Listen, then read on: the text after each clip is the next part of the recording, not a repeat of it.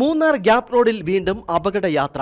Gap road Periyakanal ഭാഗത്ത് യുവാവ് കാറിന്റെ ഡോറിൽ കയറിയിരുന്നു യാത്ര ചെയ്തു. രാവിലെ 8 മണിയോട് കൂടിയാണ് സംഭവം.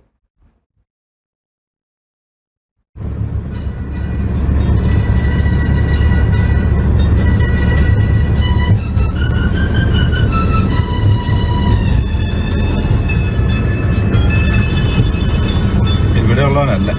ടി എസ് എവിടെയാണ്?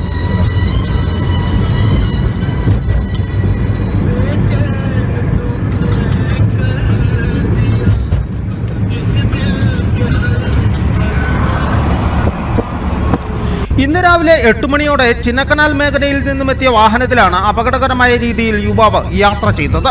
തെലുങ്കാന രജിസ്ട്രേഷൻ കാറിലായിരുന്നു സാഹസിക യാത്ര. മൂന്നാർ സന്ദർശിക്കുവാനെത്തിയ വിനോദസഞ്ചാരികളുടെ വാഹനമാണെന്നാണ് വിവരം. കഴിഞ്ഞ ദിവസങ്ങളിൽ സാഹസിക യാത്ര നടത്തിയ വാഹനങ്ങൾ പിടിച്ചെടുക്കുകയും ഡ്രൈവിംഗ് ലൈസൻസ് അടക്കം സസ്പെൻഡ് ചെയ്യുകയും ചെയ്തിരുന്നു. ഗ്യാപ് റോഡിൽ സാഹസിക യാത്രകൾ പതിവായതോടെ പരിശോധന ശക്തമാക്കുവാനാണ് മോട്ടോർ വാഹന വകുപ്പിന്റെ നീക്കം. News bureau, Udumbanchola.